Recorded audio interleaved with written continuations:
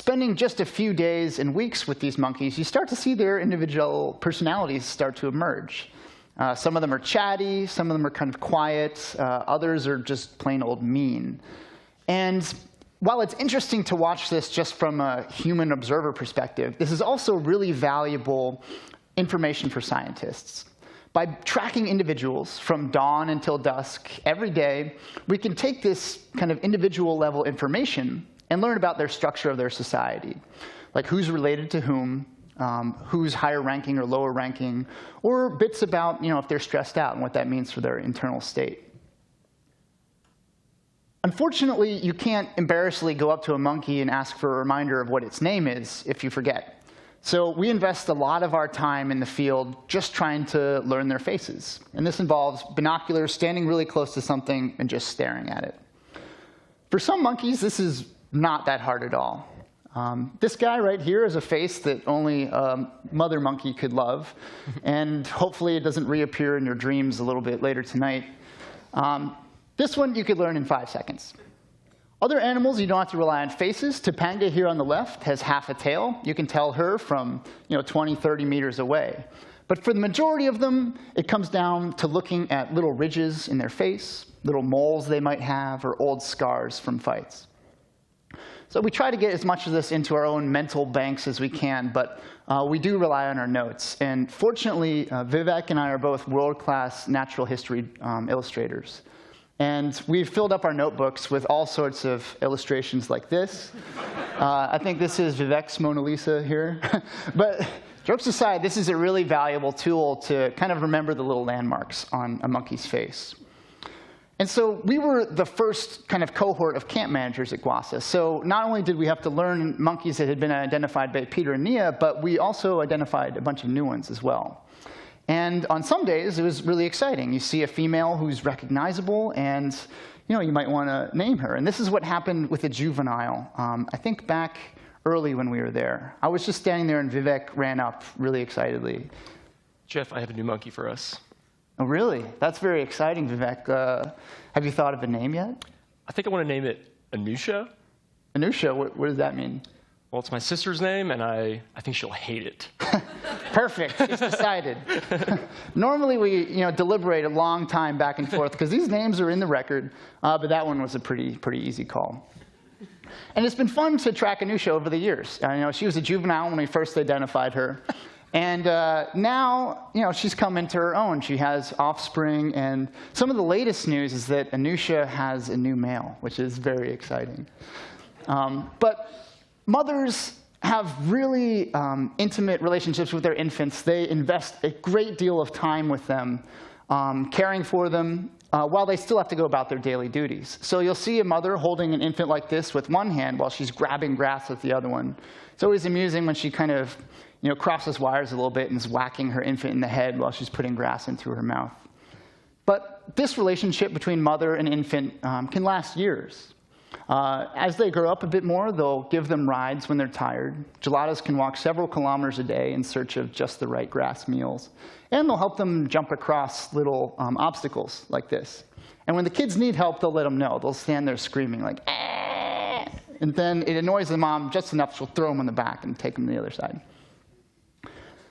But it's not only behavior that we focus on while we're out there. Knowing individuals can unlock all sorts of other information sources as well. You can tell Vivek's really excited about this one.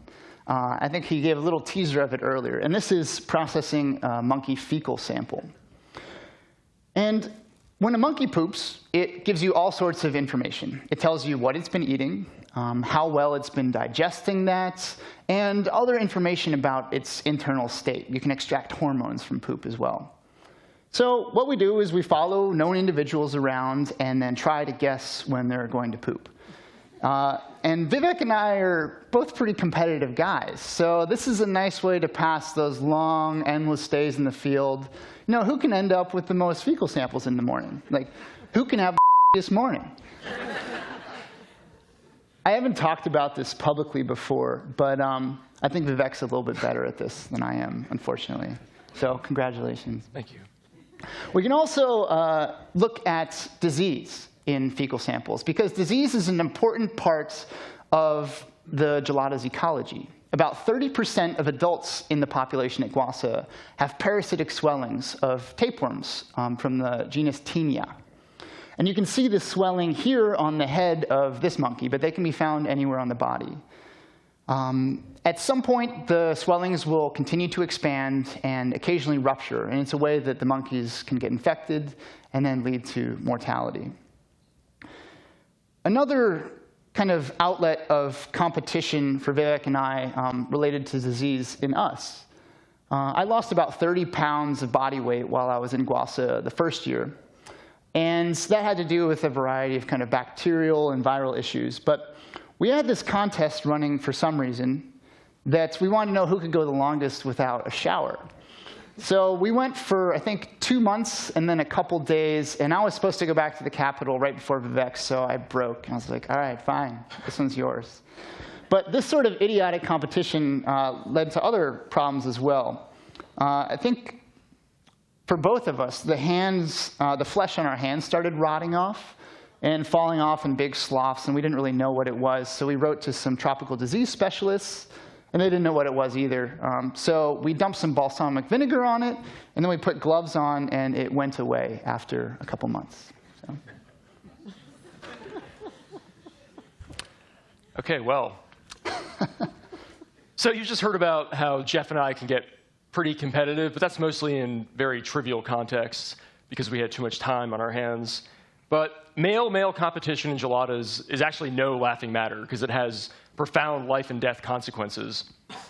I mentioned earlier how each male gelada is associated with a group of females, his harem.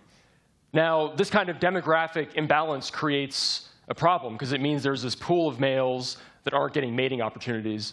So there's a huge amount of competition for these top spots, and evolution has basically shaped gelada males to reflect this legacy of competition. You can see that in this male here. First of all, he's big and imposing. Male geladas are about twice the size of the females.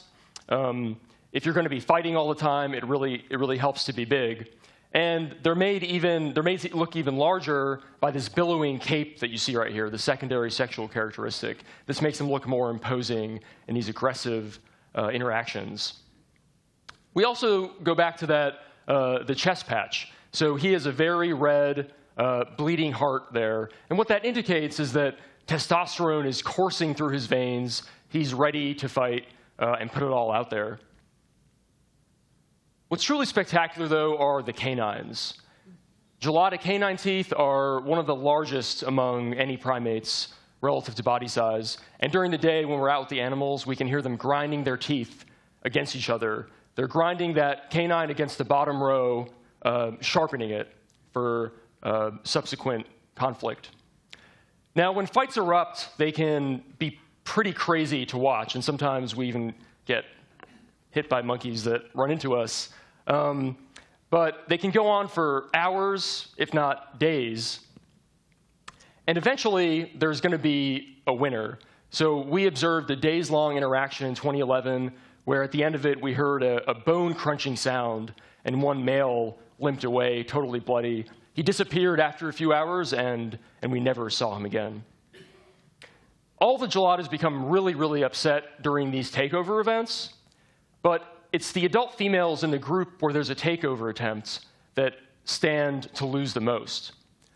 That's because in geladas, because of the social system they have, you see a very disturbing, distasteful behavior. This is infanticide, the killing of infants.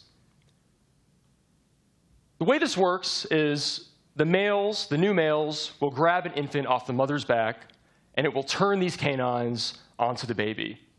Why are they doing this? They're doing this because that baby isn't theirs, and they want to have their own chance at reproduction. So by killing this baby that belonged to someone else, they're able to stop the mother from lactating and have her start her cycle again so that he can then mate with her. So these males are advancing their own reproductive interests at the expense of the females, as well as at the expense of other males, like the one you see here, terrified that his offspring is about to get killed. Now, the females in this story are actually not passive players at all. And it was recently discovered that geladas have evolved an amazing strategy to counteract these infanticidal tendencies of the males. So this was discovered by our colleagues at the University of Michigan working at the simians research site with geladas in Ethiopia. They discovered that in geladas, a phenomenon known as the Bruce effect is operating.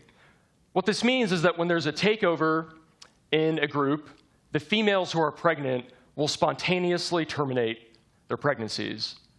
Pregnancy and having a baby is really energetically costly. If that baby were to be born, it would be killed the day that it's born. So they cut their losses and terminate the pregnancy. They start cycling again and can soon have a baby. In the end, they end up losing little time overall in their own reproductive careers. So this kind of drama, it almost seems more fitting for Game of Thrones, but this is daily life for gelada. This can be heavy stuff to watch, particularly when it's your job to just take notes about it or gather pictures of it. But it's part of the job. You sign up for this when you engage in kind of a long-term field project like this. And it also comes with other aspects. When you're out in the field for months at a time, particularly in alpine environments, you're exposed to some very extreme weather that can be challenging as well. So as we kind of proceed through this day in the life of a gelada, in the early afternoon, it can turn from sunny to just absolutely dreadful very quickly. And this has big impacts on our data collection, our ability to take photographs, and our ability to stay sane, which is going to be reflected shortly.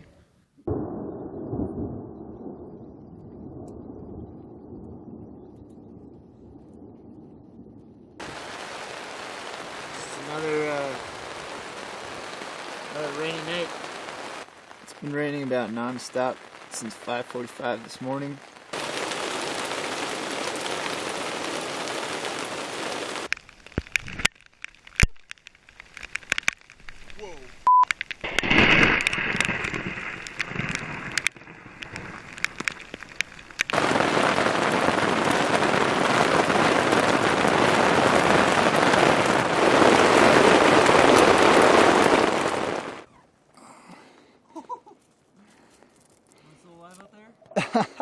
Yeah, it's quite a show. Morning. What? Merry Christmas. Yeah.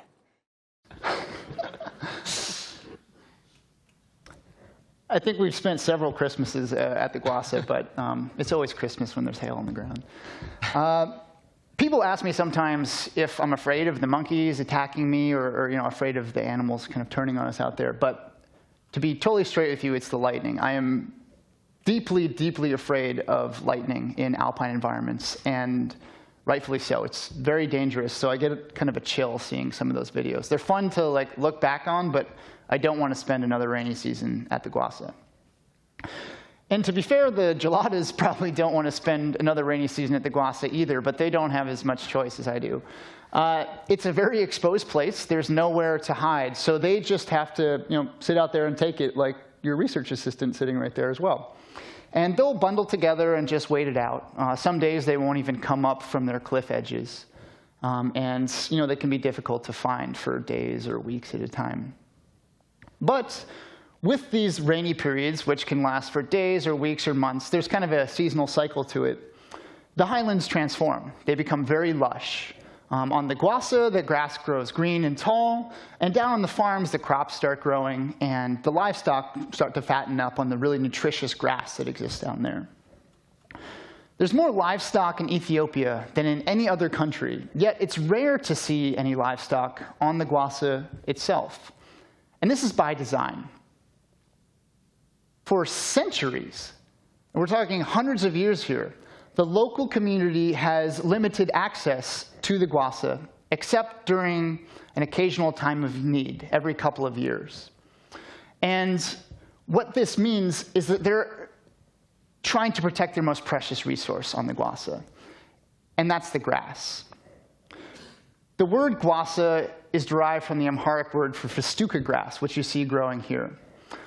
Aside from being a potential buffer zone for grazing animals and livestock, the grass itself is a very useful resource for the local people.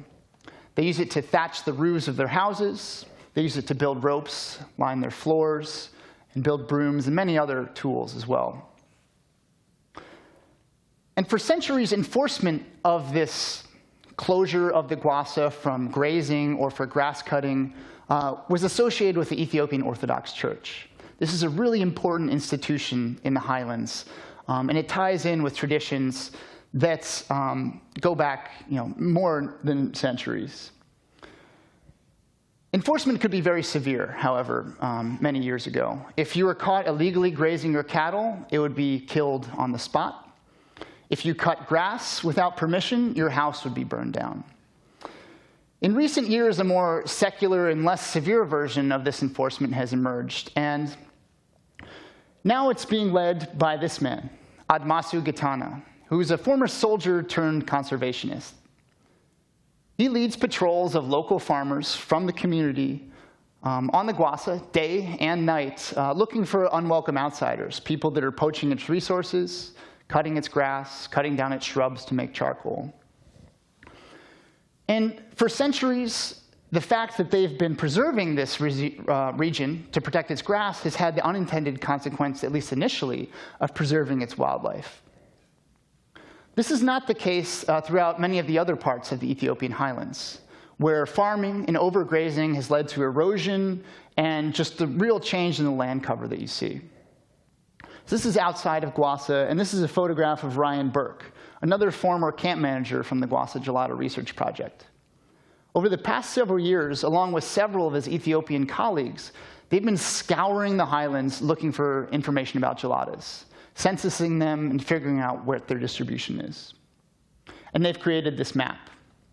This is the most up-to-date understanding that we have of gelada distribution.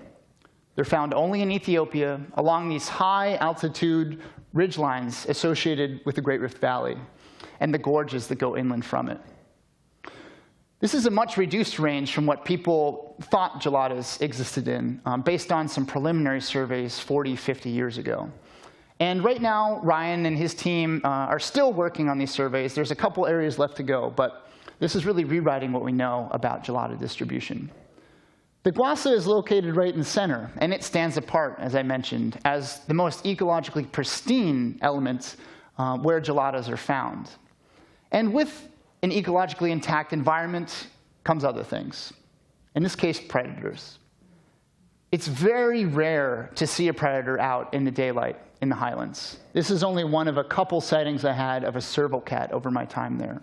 But there are also hyenas and leopards and other mammalian predators in this environment. Despite the fact that you don't often see predators, they still have a massive impact on the behavior of this species. Geladas are always on edge, and you'll hear alarm calls coming up maybe several times a day where geladas will stop what they're doing and scan the environment, devoting all of their attention to assessing whether there's a threat in the area. Most of the time, these are false alarms, but they have good reason to be worried. I had no idea that I was standing just a couple meters away from a serval that was hiding in this bush, and neither did the female who was carrying this infant. I was standing there, and I saw a flash of movement and heard geladas starting to scream. I spun around and kind of threw my camera up and took this photograph. A second later, the serval was gone, buried in this St. John's wort thicket. You can tell this infant's just a couple days old. It still has the umbilical cord attached and a dried-out placenta on it. The herd was screaming and fled back towards their sleeping cliffs, followed by their mother, who was giving her own mournful calls. Even if geladas don't experience a predation event, just seeing a predator is often enough to send the herd fleeing back towards the cliffs